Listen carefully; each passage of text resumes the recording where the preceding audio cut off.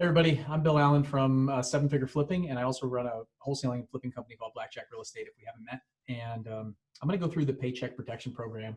I spent the last 2 days digging into this CARES Act. I've been on a ton of webinars. I've been on, I've talked to lots of different people. There's a ton of different information out there. So I think this is the most important one for small business, like wholesalers and flippers primarily, and then maybe Airbnb, landlords, things like that. So I want to just basically what I did. I'm not a CPA. I'm not an attorney. I'm none of those things. I'm just a guy who watched a bunch of stuff, then jumped into the CARES Act, read all the pages that pertain to this, because these are I have 3 businesses. I have a sole proprietorship that I'm going to apply for this for. I have a 7-figure flipping, which is a mastermind coaching company that I'm going to apply for this for. And then I have a wholesaling and house flipping business called Blackjack Real Estate that I'm going to apply for this for. So I thought maybe I would do the disaster loan on my flipping company, but it looks like this Paycheck Protection Program might be the better one. So I dove into it. I learned it all. So I put it together. I got a presentation for you guys.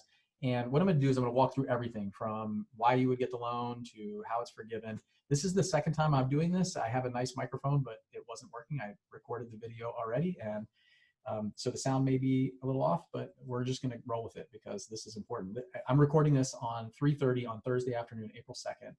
April 3rd, tomorrow morning, is when the small business, the SBA banks are going to open up and take applications. So I want to get this out to you guys right away. I feel like this is the most up-to-date one, and I found some conflicting information, and no one's the same in what they're saying right now. So hopefully this helps you guys. I'm just going to share my screen here, and let's jump into it.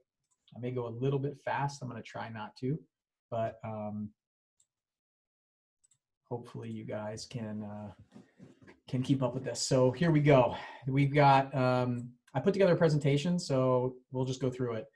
The Paycheck Protection Program, I'll start with why are banks doing them? Banks get paid 5% for loans not more than $350,000, and then 3% between $350,000 and $2 million, and 1% over $2 million. This thing could go up to $10 million, depending on how big your payroll is. So I'm assuming like Amazon can get $10 million for this. They probably actually don't need it because they're probably been affected in an increase. So what are the prerequisites? Who can get this? If you were in operation starting on February 15, 2020, so on or before February 15, 2020, that's one. And you have to have had employees for whom the borrower paid salaries and payroll taxes, or so that's A is an and then that or another. So you're in operation February 15th, and you got employees where you pay payroll tax and salaries, or you paid independent contractors as reported on a 1099 miscellaneous. So pretty much everybody. And then we're gonna even go into the inclusion of sole proprietors here in a second, and independent contractors. So they can actually apply for this too.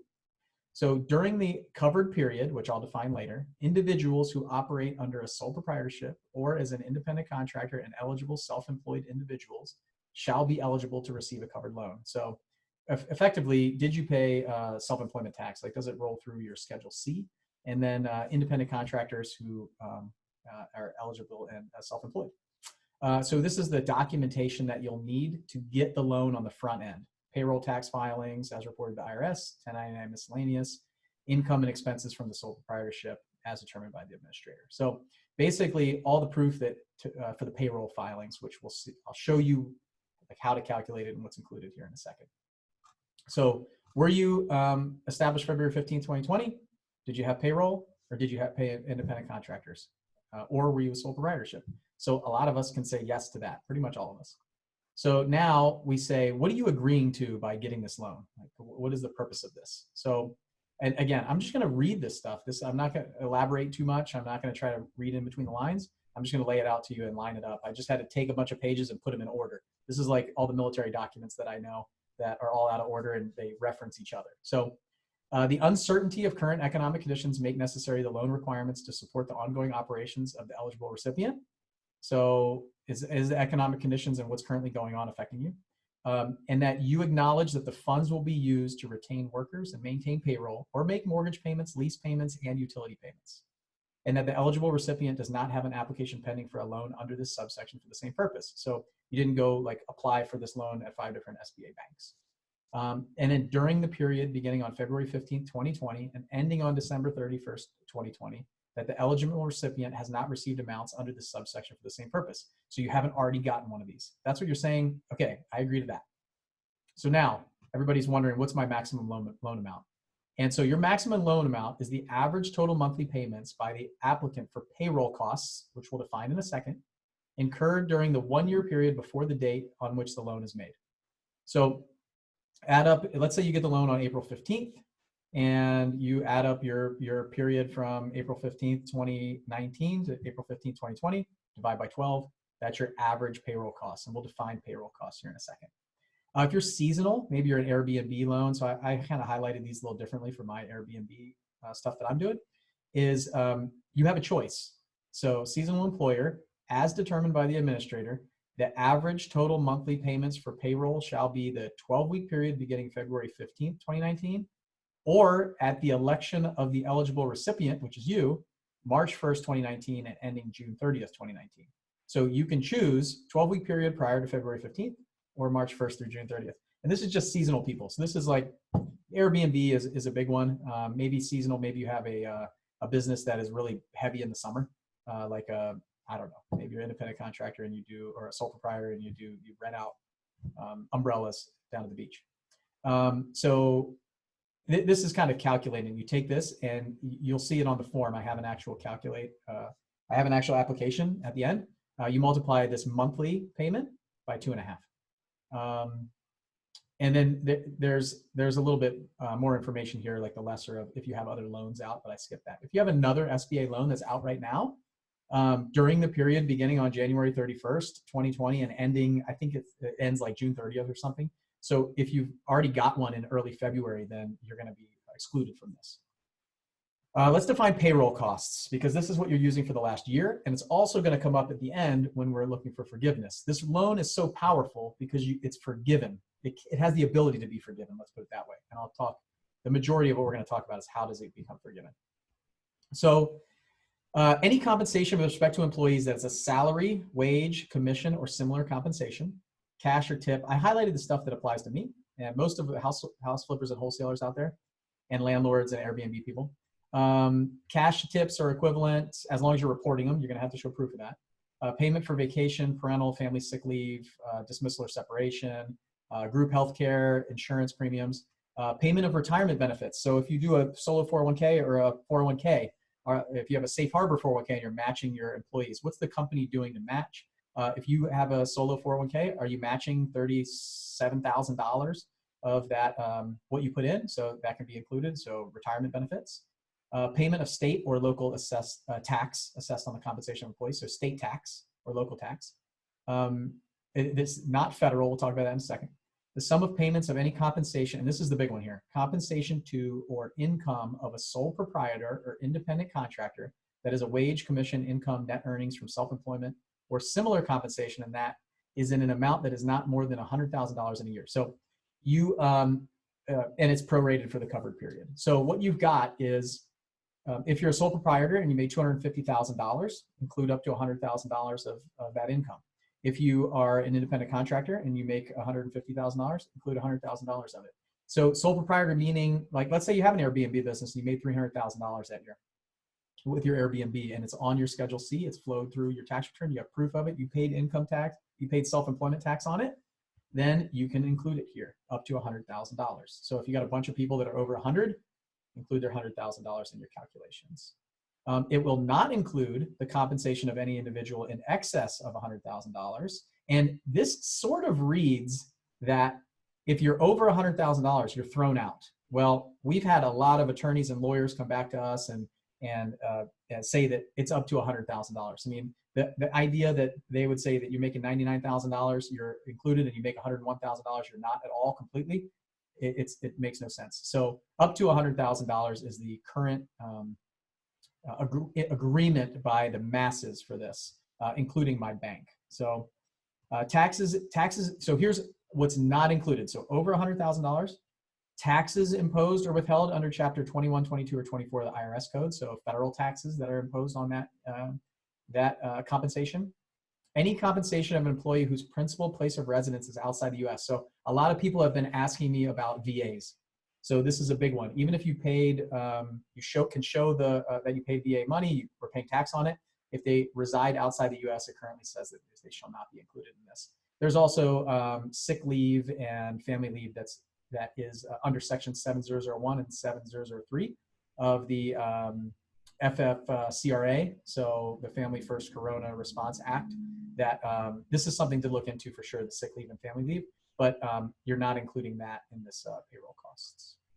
So payments on the loan. So that's how you apply for the loan. That's how you calculate how much you're going to get for the loan. So you take your monthly over the last year, your monthly payroll costs defined there, and then you divide that by 12, then you multiply that by 2.5, and that's how much. Let's use, I think my company's got about $100,000 payroll a month. Let's just use $250,000 for our examples here going forward. So I apply for, and that's the max amount. You can apply for less, but that's the max amount that you put on there and that you want to apply for. I'd recommend applying for the max. And then you take $250,000, that's my application. And then payments on the loan. Lenders are deferring payments for a period not less than 6 months, including payments, principal, interest, and fees, and not more than 1 year. So somewhere between 6 months and a year deferral on principal, interest, and fees for this loan. Pretty amazing. Okay, covered periods. So I want to cover this because I think it's going to come up. We'll need this when we get to the forgiveness section. So I want to point it out because this is a big part that a lot of people I think are misreading and misunderstanding. And I don't know if it was a mistake by them or if it's correct, but I think there's going to be, this is where the main confusion is going to come when we have loan forgiveness. Again, I am just reading what's in the CARES Act, the actual 880-page document, not what everybody else has been breaking down, what my bank's been sending me, and I'll show you some contradicting things at the end. So covered period in the main section of this bill is, here's section 1102, Paycheck Protection Program. The covered period is February 15th through June 30th. And then covered period during the loan forgiveness section, so section 1106, the definition of the covered period changes. So this is later on in the bill. It says the 8-week period beginning on the date of origination of the loan. So this covered period is 4.5 months, February 15th through June 30th. And the covered period in the forgiveness section is 8 weeks once you get the loan. So this is, I want to point that out now because we're still talking about the loan itself and not forgiveness. So when we get to forgiveness, remember when I talk about the covered period, it's 8 weeks after you get the loan. That's what they define it as. So what can it be used for? Remember what you signed in the beginning when you applied for this loan. The funds will be used to retain workers and maintain payroll or make mortgage payments, lease payments, and utility payments. This is the big thing. I mean, this is what you're spending it on. This is what you're agreeing to when you get the loan. Now let's talk about forgiveness. What can you use it for to be forgiven?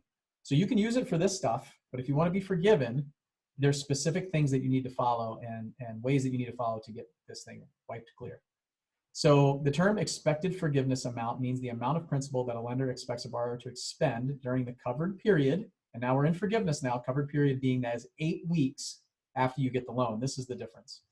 So payroll costs, which we'll define in a second again. Payments of covered mortgage obligations, which we'll define. Covered rent obligations, we'll define that too, and covered utility payments. So payroll costs, mortgages, covered rent, and covered utilities. So mortgage, rent, and utilities defined. This is the big one, I think, for most flippers out there. The term covered mortgage, and probably landlords and everybody. The term covered mortgage obligation means any indebtedness or debt instrument incurred in the ordinary course of business that is a liability of the borrower. So it's got to be a liability of you, the borrower. So whoever applied for the loan, is a mortgage on real or personal property and was incurred before February 15th, 2020. So it's got to be a liability by you, a mortgage on real property, and incurred before February 15th. So a lot of people have been asking, what about unsecured promissory notes? What about business debt, unsecured business debt, other business debt, interest on those kind of things? This is mortgage debt. So liability by the borrower, mortgage on real property or personal property, and incurred before February 15th. So I think what that means, if you got 10 flips going on right now and they all have mortgages on them, like hard money loans, they're secured to, it's a mortgage on a real property, you can include that. So again, that's my take on it. A lot of people have been asking about that. Covered rent obligations, a lease that you signed before February 15th. Utility payments, electricity, gas, water, transportation, telephone, or internet for which service began before February 15th for the business. So your flips, electricity, gas, water, internet, transportation, telephone, all that stuff, before February 15th, it appears that it can be included. It doesn't specifically state that it has to be where your business operates out of. Let's put it that way.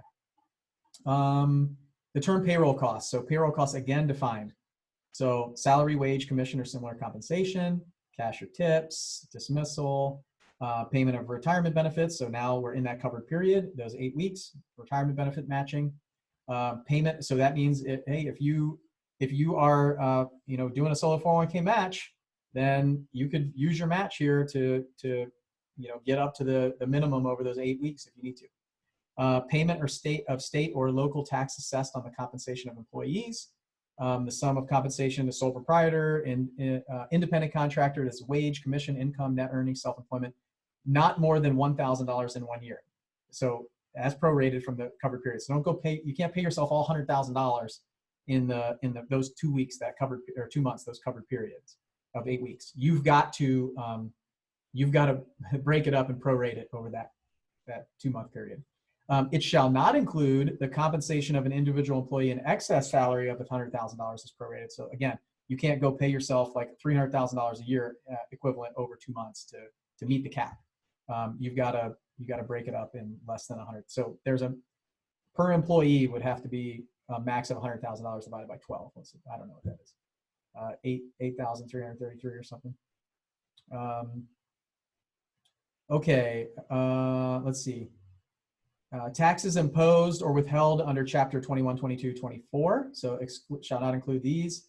And then compensation of employees' principal residence outside of the U.S. So again, the stuff that didn't apply to me, I didn't highlight, but there's the sick leave and family leave. So that's the same definition of payroll costs that can be included.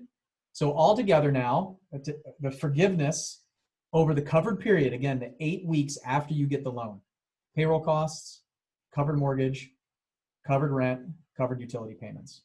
So the treatment of the forgiven amount of money, this is important, we'll come to this at the end.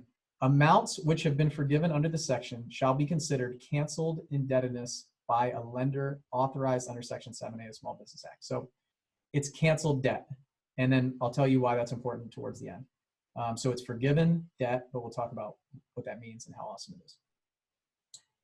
Limits of the amount of forgiveness. So there's rules as the employer that you have to comply by to make sure that you get all of this forgiven and it's not a reduction in the maximum loan amount. So in order to be forgiven, the amount forgiven must not exceed the principal. That makes sense. They're not going to give you more forgiveness than what you got. The reduction based on the number of employees. So the number of employees are important. And this is a big item that people I think are missing here. The average number of full-time employees per month by the eligible recipient during the covered period. So the covered period, again, we're in the forgiveness section. So it's the 8 weeks after you get the loan as what it's written, the way it's written. It seems like there's some confusion there. So we'll see what actually happens.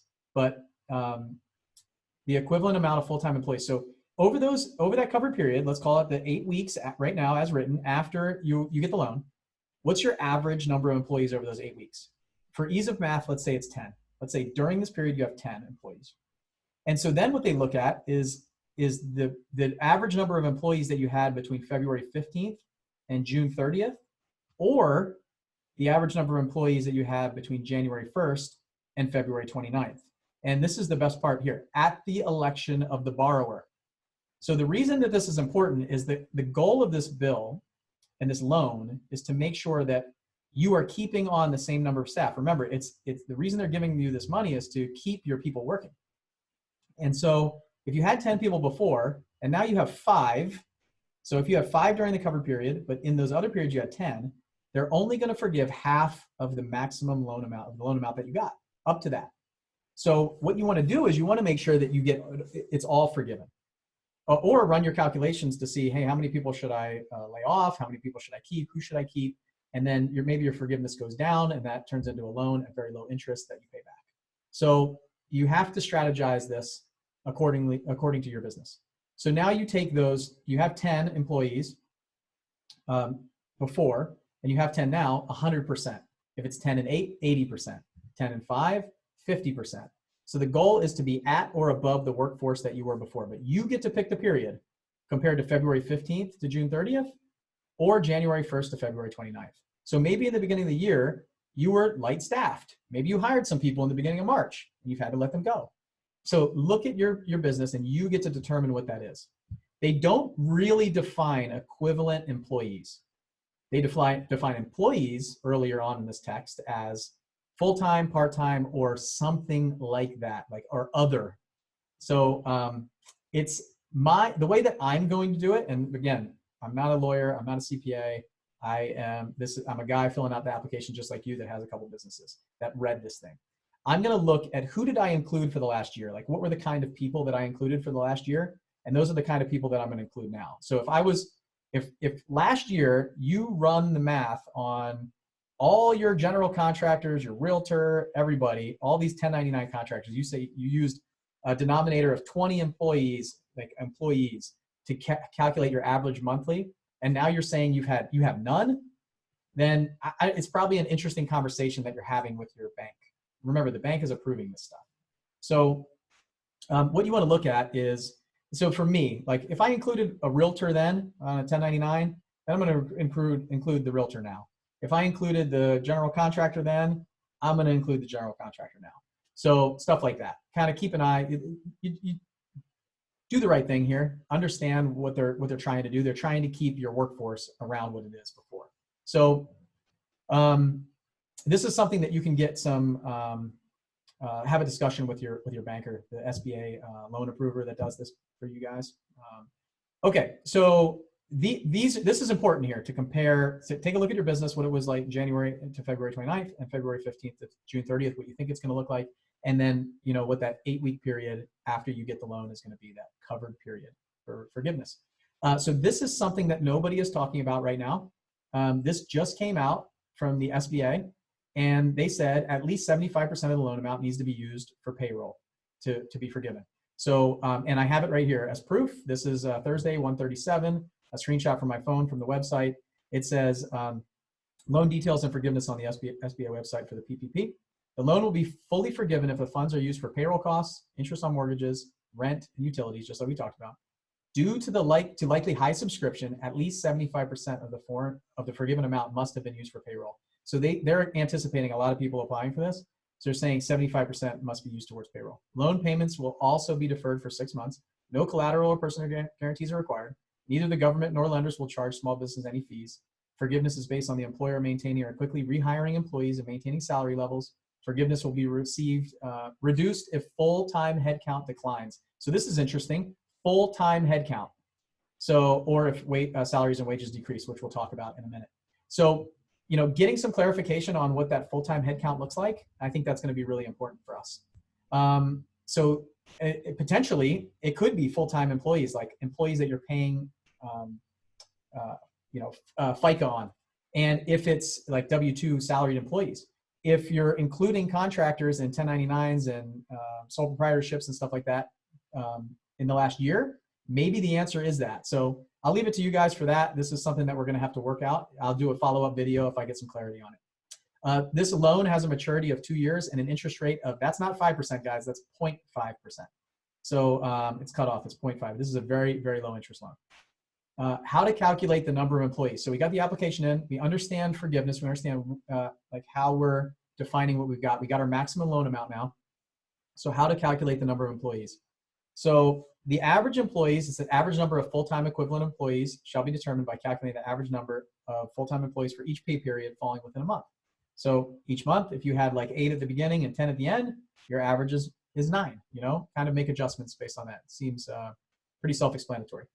So the amount of loan forgiveness under this section shall be reduced by the amount of any reduction in total salary or wages of any employee. So what we looked at is, we already looked at how to calculate the employees. We looked at the fact that you need to keep it the same. If you drop by 50% in employees for those 2 periods in comparison, your forgiveness is only going to be half. It's going to be proportional to the percentage that you dropped.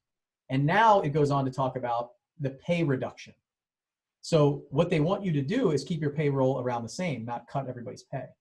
So if your covered period, over the covered period, so the next 8 weeks, so the 8-week covered period after you get the loan, because we're in the forgiveness section, remember, that's in excess of 25% of the total salary or wages of the employee during, so if you drop more than 25%, in comparison to the most recent quarter, which would be Q1 of 2020. Nobody's getting this loan before April 3rd.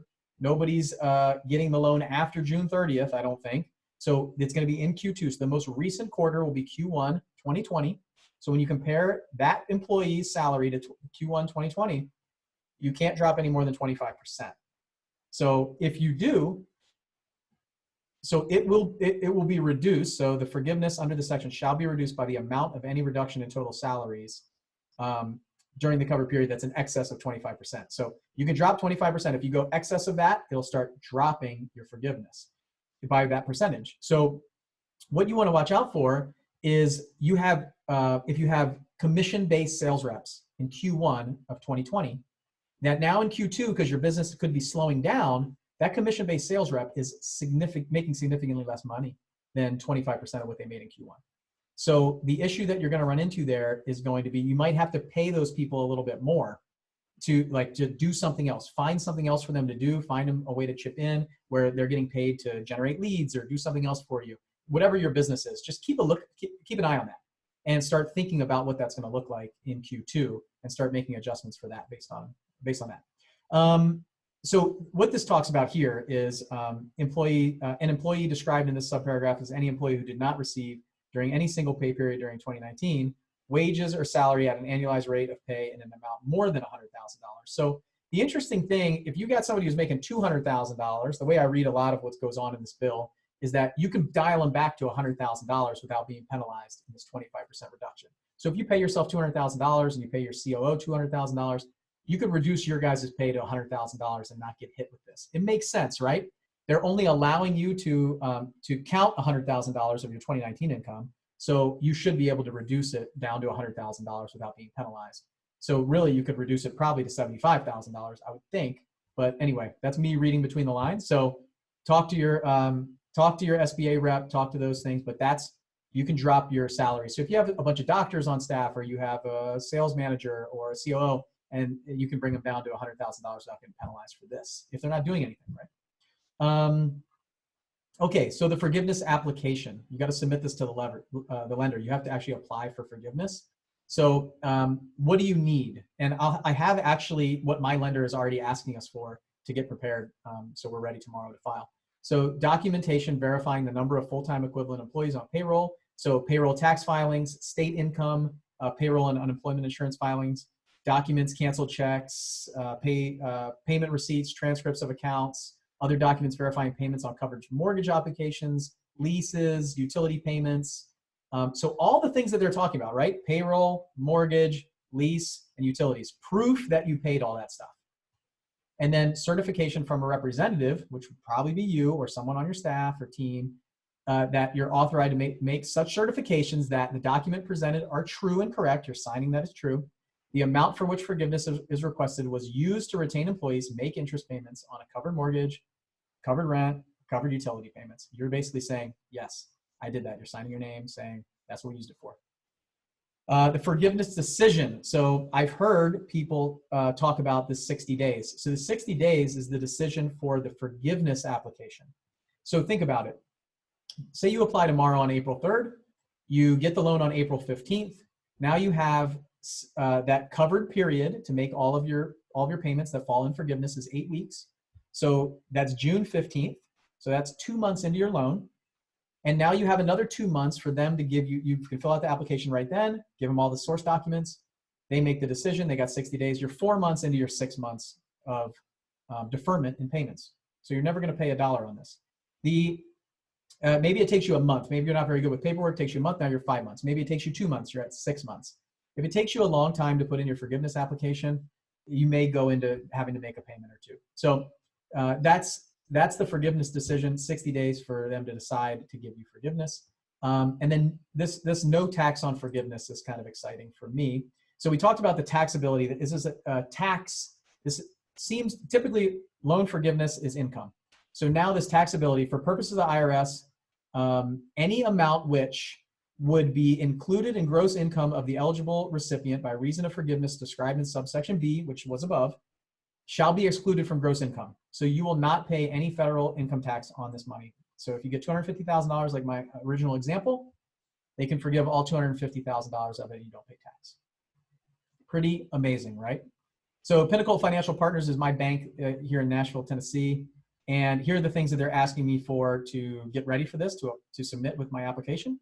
Payroll reports for 2019 and 2020, showing gross wages, pay time off, vacation, family leave, sick leave, state and local taxes, 1099s for independent contractors, all the stuff that we're talking about for 2019 to calculate my max. Completed 2019 tax return or 2019 P&L if we didn't file your tax return yet, and your balance sheet, 2018 business tax returns, and then documents showing the funds received in the EIDL, because you can only take one or the other. So if you received the $10,000 emergency disaster loan, then what that does is they will roll that into this PPP, assuming you didn't accept the EIDL. I think that they'll roll the whole EIDL potentially into this loan, but talk to your bank, talk to them, they're the experts. I didn't dig into the EIDL as much because I probably am not applying for one. Payments for group healthcare, premiums paid in 2019. So healthcare talks about retirement benefits. So that's all to calculate your maximum loan amount that we talked in the very beginning of this video. For verification of forgiveness amount, you got your 941, which is your IRS quarterly statement to show federal taxes, 940, 944, depending on who you are. So same things you did before, but for March 31st, 2019 and June 30th, 2019. And then March 31st, 2020 and June 30th, 2020. Documentation in the form of canceled checks, payments, receipts, bank statements showing the payment of the following items. So this is the interesting part. The covered period that we talked about from the forgiveness is 8 weeks after the loan docs, or the loan gets approved and paid. And so this one says February 15th through June 30th. So this is, a lot of people think it's 4.5 months. This is what I've heard a ton of. I'm telling you right now, the source documents for the forgiveness says 8 weeks. So that is likely to change. It might change. We'll see. Obviously, the bank thinks it's 4.5 months of this stuff that's included in your forgiveness amount. So I'm just telling you what the document says. I'm planning on 8 weeks for my forgiveness because that's currently what the CARES Act says. Here's a sample of the application form. So here's your average monthly payroll. So you take that last year, you divide by 12, you get your average monthly payroll. You add up all those, all the people that were on payroll. You multiply by 2.5, this is your maximum loan amount. Number of jobs, so this is your comparison period. So I'm putting in my comparison period, whether I pick whatever those dates were. If you can back up the video, like January 1st through February 15th or February 15th through June 30th, something like that. Or maybe January 1st through February 29th. You guys look it up, those number of jobs that you're comparing to the covered period. Purpose of the loan, payroll, rent, utilities, other, and then you can explain the other here. So what we've got here is we've got owners. So if you have over 20%, greater than 20% ownership stake, you got to put your information on here. And then a bunch of questions that basically say the same thing that we talked about. I'm not a felon. I don't have another loan like this. I haven't received the economic injury disaster loan between January 31st and April 3rd. All these representation, you're signing your name, your information, all that stuff. I know where this money is going. So that is the quick and dirty rundown of the PPP loan. The EIDL loan, I didn't talk about that too much. The EIDL loan is up to $2 million, 3.75 interest rate. Great loan. It is not forgiven, so you will be paying that back. So if you're a big flipper and that's all you do is flip, you don't have a lot of people on payroll, you don't do a lot of 401k matching, you don't have a lot of that stuff on the front end, you might not have a big PPP loan, you don't have a big team or a big staff or pay a bunch of contractors that are like regular consistent contractors pretty much. And so you might be better suited to get up to $2 million at 3.75. It's like free money to go flip and buy and sell a bunch of houses. So depending on where you fall, maybe a landlord, you might want to apply for the EIDL instead. And that's just, so the EIDL is an application that's online at the SBA website. You can apply right there. And so I actually have put in 2 applications for the EIDL. But what I'm going to do is I'll just close those out and I'll apply for the PPP loan tomorrow, the Paycheck Protection Program. And so the as a flipper, landlord, you just kind of have to weigh your options of what you think's best for you and your business. So hopefully this helped. There's a lot of other stuff going on. I'll do some other follow-up videos, but I dug into this one deep because this is the one that I need that I'm going to be applying for. So let me know if you guys have any questions. drop them in the YouTube link here or wherever you're watching this in one of my private Facebook groups or my mastermind group. And if you want to see more about what we do and where we are or where you can find me, you can just go to 7figureflipping.com and the number 7figureflipping.com and check us out. This is the kind of stuff that I love to do for my group and my members and everything like that. And we have some great events. We have lots of stuff that we do. So I hope this is helpful. Don't wait. The money will run out. That's how this works. So watch this, fill out the application, and streamline that process. If you got any questions, let me know. If I have time, I'll answer them. See you.